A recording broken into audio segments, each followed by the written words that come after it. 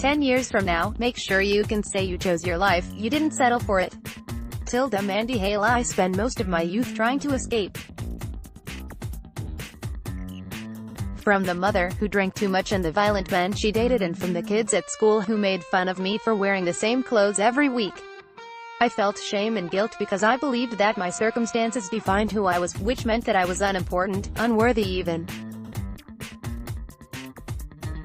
So, I created elaborate imaginary worlds where I was smart, successful, and often saved the day. Where I could pretend to be someone else and hide from my real life. By doing this, I buried all the emotions I had relating to my past.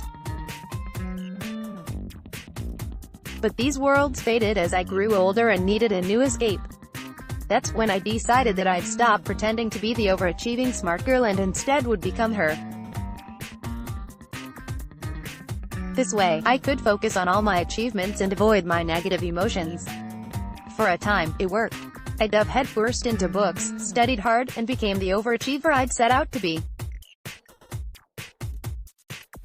This led me to college, then to law school, and finally into the real world where I got a high-paying job with a prestigious law firm. I finally realized that my past experiences and circumstances didn't define who I was. Yet I still didn't quite know what did. So I redefined myself based on my achievements, since this made me feel important. But several years into my law practice, my achievement-based self-worth was working against me. I was running myself ragged. On paper I seemingly had it all, yet I felt stressed out, exhausted, and deeply unhappy. All the feelings of unworthiness had come rushing back. I couldn't keep up. Lawyers are smart and successful people, and I realized that there would always be someone smarter and more successful than me, which meant I would always feel unworthy.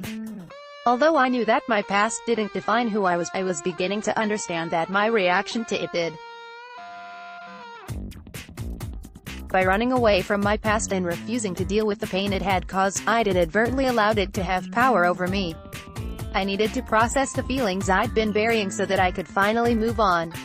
But that terrified me. I was worried that facing my past and the emotions that came with it would change me and negatively affect my relationships, especially my marriage. So, I convinced myself that I should keep going as I was and that I didn't have much choice. To make myself feel better, I blamed the legal profession, my law firm, and even some of my colleagues for my misery. Until one evening my husband, who was tired of hearing my complaints, told me to do something about it. Although I don't remember the exact words he used, I remember clearly what I heard: it was all my fault.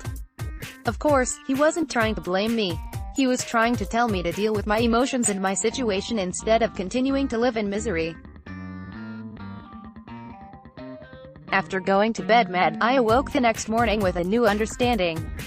I finally appreciated what my husband was trying to tell me and knew that he was right. I had a choice. I needed to choose to heal my pain. No one could do it for me. That's when I discovered that doing nothing is a choice, and that choosing to ignore my past and the pain that came when it was changing me into someone I didn't like. I complained incessantly and was moody. My husband felt the brunt of my negativity. In fact, we were spending more time apart. If I didn't change course, my marriage could be irreparably harmed. It was time to take responsibility for my own happiness and renew my self-esteem, and that meant revisiting my past. My history had obviously influenced my decisions, how I regarded myself, and how I viewed the world around me. The story I'd been telling myself about my past and how it had shaped me was a key piece to my current self-esteem issues and unhappiness. However, this was happening on a subconscious level. I needed to make an active choice. I took time to remember the events from my childhood that I'd worked so hard to bury. When doing this, I focused on how they made me feel and why I felt that way. Then I asked myself what lessons I wanted to take from these experiences. Processing the emotions I'd been holding in for so long was freeing.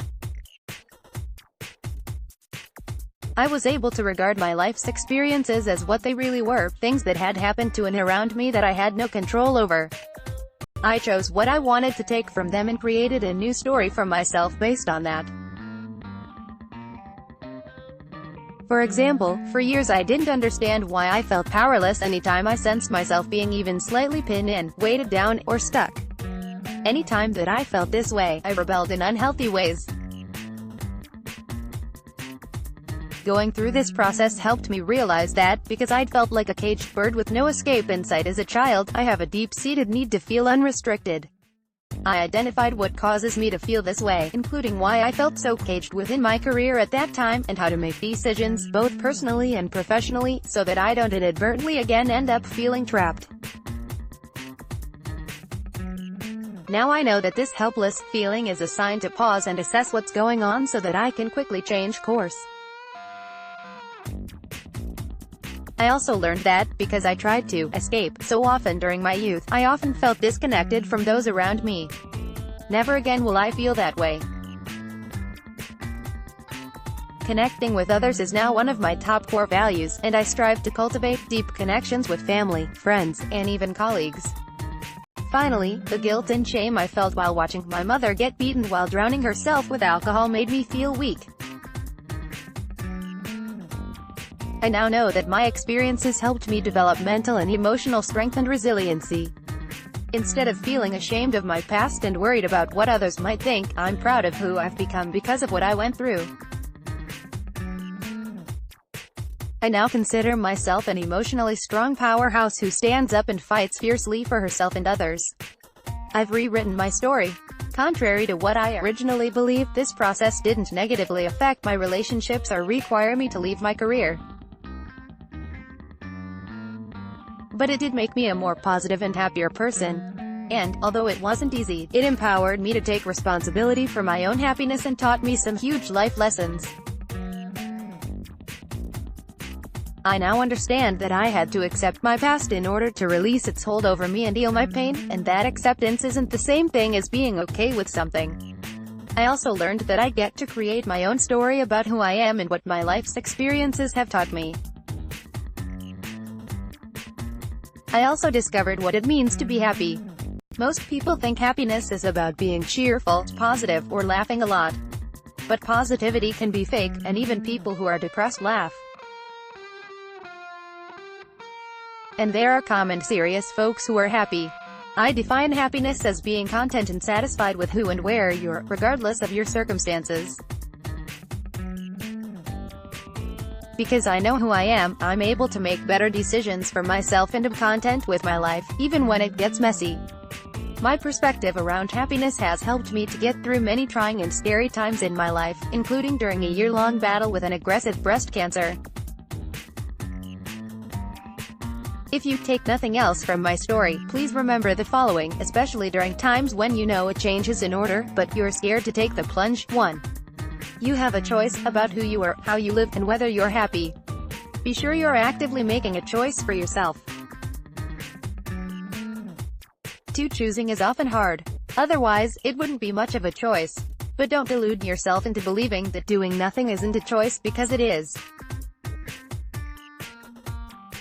And there are risks involved with doing nothing, just like there are risks with making a change. 3. You are not your past. Although your past helped shape you, you can choose how it shapes you going forward. These choices create the story you tell yourself in the world, which impacts your decisions, and ultimately shapes your life. About Heather Mulder. Heather is a recovering attorney and mindset and success coach helping successful on paper yet unfulfilled professionals who want more balance, purpose, and freedom but doubt they can make it happen. Connect with Heather for weekly tips, strategies, and resources to help you find clarity and overcome overwhelm and self-doubt so you can take control and make life fulfilling and fun again. See a typo, an inaccuracy, or something offensive? Please contact us so we can fix it.